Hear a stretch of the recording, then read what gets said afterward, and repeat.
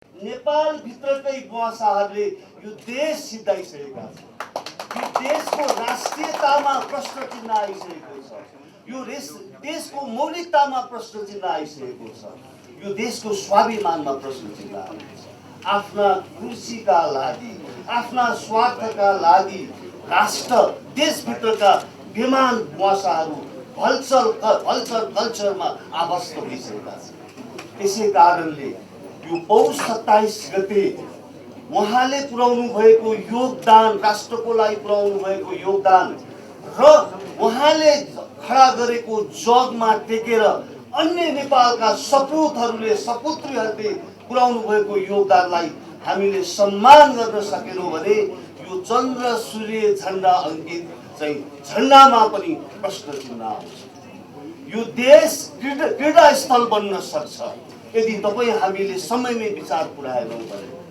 यदि हामीले यस्तै बुवासाहरूलाई, कुशासनमा व्यस्त बुवासाहरूलाई, यी व्यतिथि विकृतिमा चाहिँ अव्यस्त बुवासाहरूलाई नै हामीले अगाडि पार्यौँ भने हाम्रा ती विभूतिहरूले, हाम्रा योद्धाहरूले, हाम्रा चाहिँ इमान्दार पृथ्वीनारायण शाह जस्ता, भक्ति थापा जस्ता मान्छेहरूको, बहादुर शाह जस्ता मान्छेहरूको योगदानमा के हुन्छ, अवमूल्य हुन्छ।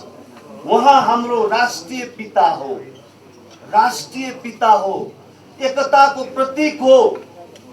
राष्ट्रिय पितालाई हामी उहाँको सन्तानले आफ्नो पितालाई अपमान गर्न खोज्यौँ भने हाम्रो अस्तित्वमाथि पनि शङ्का हुन्छ। त्यसकारणले म यो पौष धेरै बोल्न चाहन्न।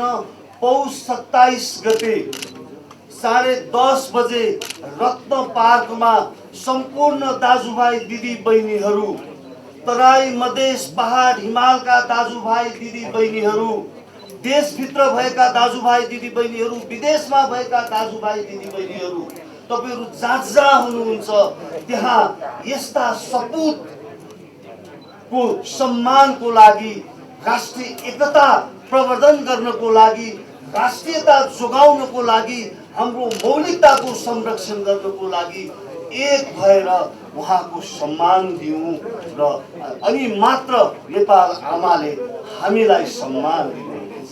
यदि तपाईँ हामीले उहाँको सम्मान गर्न सकेनौँ भने हाम्रो अस्तित्व अन्त्य हुनेछ। चन्द्र सूर्य झण्डा अङ्कित हाम्रो झण्डा फरफराउने छैन। त्यसैले म फेरि पुनः सम्पूर्ण आदरणीय दाजुभाइ दिदीबहिनीहरूलाई 27 गते आफ्नो क्षेत्रबाट पृथ्वीनारायण शाहको जन्म जयन्तीलाई एकता दिवसको रूपमा मनाउनको लागि हार्दिक अपील गर्दछु। धन्यवाद, नमस्कार। प्रतिगमन किन भयो संसद विघटन भएपछि म केही तथ्य पहिला राख्न चाहन्छु। पहिलो चरणमा 1 नम्बरमा खड्गप्रसाद ओलीजीको बारेमा तपाईहरुले हेर्नुहुन्छ भने इन्कन्सिस्टेन्सी मात्रै होइन, एकरूपता नभएको मात्रै होइन, बेला बेलामा उहाँका कुराहरू होसमा भएका मानिसहरूले नगर्ने खालको जस्तो आउन थालेको छ। त्यसबाट म पहिलेदेखि सावधान थिएँ, चिन्तित पनि थिएँ। पहिलो कुरो म उल्लेख गर्न चाहन्छु, जब एकजना सीके राउतसँग उहाँले सहमति गर्नुभयो सरकारको तर्फबाट, त्यो दिन राउतजीले के भन्नुभयो भने 2 नम्बर धारालाई तपाईहरु चाहिँ अन्यथा नलिनु होला, यो भनेको जनमत संग्रह नै हो भनेर गलत कुरा गर्नुभयो। देशको प्रधानमन्त्रीले तीबाट हकार्न सक्नु पर्थ्यो। खबरदार, यस्तो सहमति भएको छैन, कुनै जनमत संग्रहको कुरा होइन देश विभाजनको बारेमा भन्ने। प्रधानमन्त्री खड्गप्रसाद ओलीजी मौन रहनु भयो।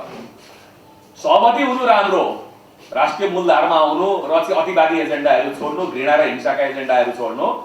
तर खड्गप्रसादजीले तारिफ गर्ने कुरामा क्रममा के भन्नुभयो भने राउतजीको बारेमा उहाँलाई दार्शनिकको संज्ञा दिनुभयो। एउटा व्यक्ति जसले नेपाल आमालाई तथानाम गाली गरेको छ, त्यो शब्द हामी यहाँ व्यक्त गर्न सक्दैनौँ, सापटी पनि लिन सक्दैनौँ। एउटा व्यक्ति जसले पहाडी मूलका महिलाहरूको बारेमा तथानाम टिप्पणी गरेको छ, जुन हामीले अहिले चर्चा गर्न शोभनीय हुँदैन, के ती दर्शनशास्त्रका विचारहरू थिए भनेको खड्गप्रसाद ओलीजी सनकको भरमा बोल्नुहुन्थ्यो। तर 2/3 प्रधानमन्त्री भनेर नेपाली समाजले कहिलेकाहीँ इन्टरटेन गर्यो, त्यसैको मूल्य पनि आज हामी तिर्दैछौँ। दोस्रो, खड्गप्रसाद ओलीजीले म अलिकति पृष्ठभूमि यहाँहरूलाई भन्दैछु, खड्गप्रसाद ओलीजीले अचानक एक दिन घोषणा गर्नुभयो कि भारतको अयोध्या नक्कली हो, अयोध्या चाहिँ नेपालको ठोरीमा पर्दछ भन्ने। त्यो महाको हावादारी कुरा थियो। भारतसँग हाम्रा अरू असहमति छन् भारतीय संस्थापनको बारेमा, त्यसको बारेमा मैले चर्चा गर्न चाहन्न। उहाँले ठोरीका मान्छेहरूलाई फोन गरी बोलाएर ठोरीमा राम जन्मेका हुन् भन्न लाउनुभयो, जबकि ठोरीकै मानिसहरू के हामीले सुनेको कुरा थियो भने राम जन्मेको चर्चा मैले सुनेको थिइनँ। त्यो राष्ट्रिय एजेन्डा पनि थिएन।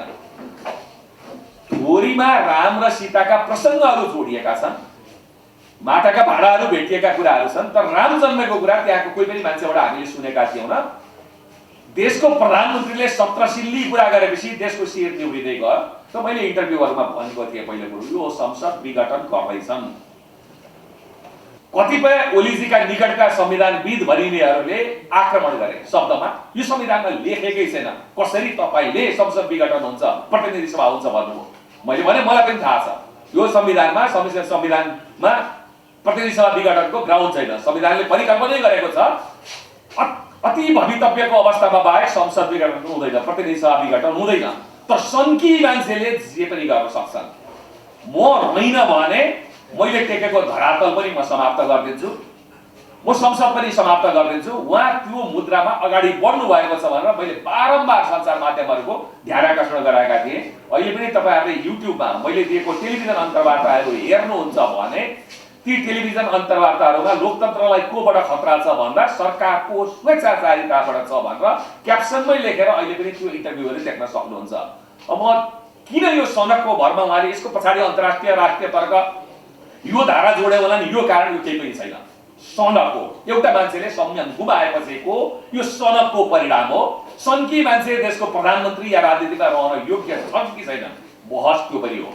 अब म मूल कुरा आउँछु यो बारेमा चाहिँ यो सनकको सिलसिला रोकिएको छैन। कसैलाई अवाच्य बोल्नेलाई दार्शनिक भन्ने, अयोध्या चाहिँ नेपालको ठोरीमा पर्छ भन्ने, भारतले नक्कली अयोध्या हजारौं वर्षदेखिको भारतमा रहेको अयोध्या चाहिँ त्यो नक्कली हो भन्ने यो सिलसिला रोकिएको छैन। केही अगाडि उहाँले संसद विघटन हुनु अगाडि उहाँले टिप्पणी गर्नुभएको थियो, नेपालको विकास देखेर विश्व चकित छ भन्ने कुरा मैले एउटा लेख नै लेखेको थिएँ। सनकको श्रृङ्खलाको यो तेस्रो चौथो अभिव्यक्ति हो। अस्तिका दिन भर्खरै विघटन भइसकेपछि 18 गते मैले उहाँको टेलिभिजनमा आफैले सुने, म बुटवलमा थिएँ एउटा कार्यक्रममा भाग लिन गएको। उहाँले फेरि भन्नुभएको छ नेपालको प्रगति देखेर अन्तर्राष्ट्रिय समुदाय चकित छ। यो भन्दा हावादारी कुरो संसारमा केही पनि हुन सक्दैन। हो, ओलीजीका केही कुकर्मका कारणले अन्तर्राष्ट्रिय समुदाय चकित छ। पहिलो चकित छ निर्मला पन्तको हत्यापछि जुन बलात्कार भयो, त्यसपछि दोषी पत्ता लगाउन नसकेको र दण्डहीनताको कारणले संसार चकित छ। सम्झना विकको बलात्कारपछि हत्या भयो, तर त्यो बलात्कारी जो थियो त्यो मान्छेले पहिला पनि एउटी चेलीलाई बलात्कार गरेको नाबालिगलाई, र त्यहाँ चाहिँ दलकै मान्छेहरू प्रशासन बसेर चाहिँ मिलापत्र गरेर छोडिएको रहेछ। बलात्कारीलाई मिलापत्र गरेर छोड्ने उहाँको सरकारको नेतृत्वको त्यो क्रियाकलापप्रति संसार चकित छ। संसार कोभिडसँग जुधिरहेको थियो, त्यो बेलामा ओम्नी यतिदेखि लिएर भ्रष्टाचारमा लिप्त कात्रोमा पनि कमिसन खाने उहाँहरूको चरित्रका कारणले संसार चकित थियो। मजदुरहरू 700 किलोमिटर भोकै हिँड्न बाध्य भए, संसार चकित थियो। कोभिड आक्रान्त भएको बेला उहाँका कारणले गर्दा, उहाँको गलत नीतिको कारणले गर्दा किसानहरू मल नपाएर हाहाकार थिए, संसार चकित थियो। र दलसँगको मेरो किचलो भयो, मैले संविधान प्रतिनिधि सभा विघटन गरेँ भनेर विघटन गरेको कारणले संसार चकित छ। सनकका कारणले संसार चकित छ। ल मलाई देखाउनु संसारमा आज सपने नेपालको विकास र प्रगतिको कारणले कुन अन्तर्राष्ट्रिय समुदायको कुन देशको मान्छेले चकित भएको भनेको छ। सनकको एउटा सनकमाथि नेकपाले नियन्त्रण गर्न सकेन। त्यसले जति ओलीजी जिम्मेवार हुनुहुन्छ त्यति नै पुष्पकमलजी, माधवजी र झलनाथजीहरू पनि जिम्मेवार हुनुहुन्छ। उहाँको झगडा भनेको यो मूल्यको लागि झगडा थिएन, सत्ताको भागभण्डाको लागि झगडा थियो। र यो झगडाको क्रममा ओलीजीले धेरैतिर चाहिँ आगो लगाउनु भयो। राष्ट्रपति महोदयको बारेमा पनि हामीले भनेका छौँ, उहाँले सुराकीको काम गर्नुभयो, खड्गप्रसादजीको सरकारको सुराकी। पहिला पनि उहाँले नेकपाको सम्पर्क कार्यालय जस्तो बनाउनु भयो राष्ट्रपति कार्यालयलाई, त्यो पदको मर्यादालाई गिराउनु भयो। म धेरै उहाँको बारेमा निन्दो चर्चामा जान चाहन्न, तर 83 जना नेकपाका सांसदहरू विशेष अधिवेशन बोलाउनु पर्छ कथित अध्यादेशको विरुद्धमा भएर जाँदाखेरि उहाँले तत्काल त्यो सूचना र कागजातहरू बालुवाटारमा प्रवाह गर्नुभयो। संसदमा अविश्वास प्रस्ताव आउँदैछ भन्ने आशंका तीव्र भइसकेपछि उहाँहरूले संसदकै विघटन गर्नुभयो, प्राणहरण गर्नुभयो। जहिले पनि ओलीजीले स्वतन्त्रता समृद्धिका लागि बाधक भयो भनेर स्वतन्त्रताको घाँटी ढाक्ने प्रयत्न गर्नुभयो, प्रेसमाथि नै प्रहार गर्नुभयो, हरेक नागरिकको टेलिफोनहरू ट्याप गर्न सकिने प्रावधान सहितका विधेयकहरू ल्याउनुभयो संसदमा, 1 दर्जन भन्दा अगाडि विधेयकहरू। त्यसैले त्यो स्वतन्त्रता विरोधी चरित्रमा उहाँले के गर्नुभयो, पहिला त आफ्नो पार्टीलाई पनि छोड्नु भएन, दोस्रो संसदलाई पनि छोड्नु भएन, तेस्रो संविधानलाई पनि आगो लगाउनु भयो, छोड्नु भएन। उहाँले हरेक मर्ममा प्रहार गर्दै हुनुहुन्छ र गैर संवैधानिक कार्यको सिलसिला नेपालमा प्रारम्भ भयो। यो संविधानले परिकल्पना गरेका 5 वटा कुराहरू म फेरि भन्न चाहन्छु। 1, बहुमत प्राप्त दलको नेता चाहिँ प्रधानमन्त्री हुने, त्यो हुन सकेन भने 2 वा 2 भन्दा बढी दलको नेता प्रधानमन्त्री हुने, त्यो पनि हुन सकेन भने लार्जेस्ट दल ठुलो दलको नेतालाई प्रधानमन्त्रीमा आमन्त्रण गर्ने, विश्वास मत हासिल गर्नुपर्ने, त्यो पनि हुन सकेन भने जसले विश्वास मत हासिल गर्न सक्छ जस्तो लाग्छ मेजोरिटी त्यसलाई दिने, त्यो पनि भएन भने सरकारको सिफारिसमा प्रतिनिधि सभा विघटन गरेर मध्यावधिमा जाने बाहेक संसद विघटनको कुनै पनि प्रावधान छैन। खड्गप्रसादजी भन्नुहुन्छ 64% मसँग छन्, विश्वासको मत किन लिनु भएर 64% छन् भने ती सबै हावादारी कुरा हो। संसद विघटनसँगै चुनावको घोषणा भएपछि सरकार स्वतः काम चलाउँछ संसारभरि नै, तर काम चलाउ सरकारले उहाँले लाग्छ 3/4 चुनाव जिते जस्तो मन्त्रीहरू नियुक्त गर्दै हिँड्नुभयो, यो उल्लङ्घनको सिलसिला हो।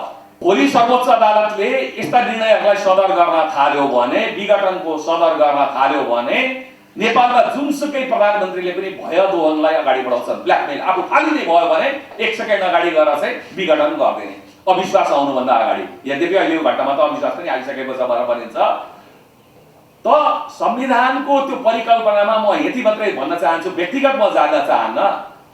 यो संविधान बनाउँदाखेरि सभाध्यक्ष सुभाष नेमाङका पटकका टिप्पणी हेर्नुभयो भने प्रधानमन्त्रीले छडीको रूपमा प्रयोग गरेको संसद विघटन भएको हुनाले त्यो छडी भाँच्दै भनेर 1700 पटक भट्ट्याउँदै हिँड्नु भएको छ।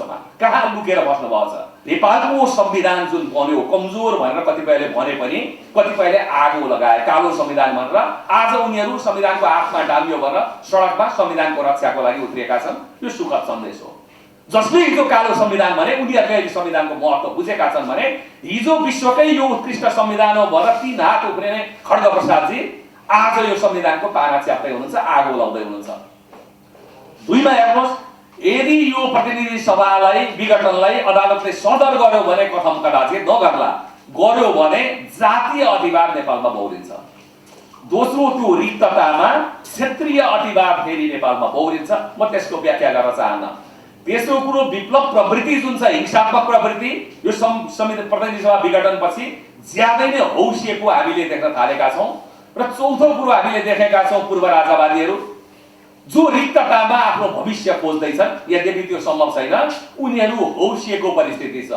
5औं नेपालको सुरक्षा निकाय र सेनाको कुरा गर्नुहुन्छ भने नेपालको सुरक्षा निकाय र सेना बिस्तारै संकटकाल लाएर पनि विरोधीलाई दमन गर्ने बाटोमा जुन चाहिँ खड्गप्रसादजी सपना देख्दै हुनुहुन्छ, यो सरकारको मातहत भनेर सेनालाई तान्ने खड्गप्रसादजीको अभिष्ट छ, षड्यन्त्र छ र सेनालाई विवादमा तान्ने प्रयत्न हुँदैछ। र 6औं कुरो, हिजो भारत र चीनको बीचमा नेपाल क्रीडास्थल थियो, आज संघर्ष स्थल भएको छ।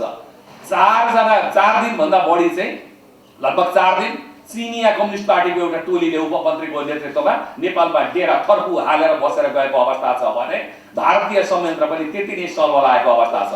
जननिर्वाचित निकाय ध्वस्त भएको अवस्थामा र राजनीतिक रिक्तता भएको अवस्थामा सबै खेल्नेहरूले ठाउँ पाउँछन्। र मैले पहिला पनि भने यसरी उत्तर र दक्षिणको तानातान हुँदा हाम्रा हातहरू चुडिएर जान सक्छन्। हेर्नु, एक साथ खड्गप्रसादजीको एउटा सनकको परिणाम देशले के बोल्दैछ भन्दा देशलाई गृह युद्धमा खड्गप्रसादजी धकेल्दै हुनुहुन्छ। यसको मूल्य कसले तिर्ने? प्राप्त उपलब्धिहरू थिए, गणतन्त्रलाई उहाँ दाउमा लाउँदै हुनुहुन्छ र दुःखका साथ मैले भन्नुपर्छ गणतन्त्रप्रति वितृष्णा पैदा गर्ने काम खड्गप्रसादजीले गर्नुभएको छ। किन भयो संसद विघटन भएपछि म केही तथ्य पहिला राख्न चाहन्छु। त्यसैले ऋषिजीले जुन प्रश्न सोध्नुभयो राजनीतिक निर्णय हो भन्नु कोही पनि छैन। अदालतमा मुद्दा लाग्छ, राष्ट्रपतिको बारेमा पनि लाग्छ, किन यसकारणले राजनीतिक निर्णय कुनै पनि लाग्दैन भन्नुभयो। युवराज र पछि राजा सुरेन्द्रको सडकमाथि लगाम आउन नसक्दा जङ्गबहादुर अवैधानिक तवरमा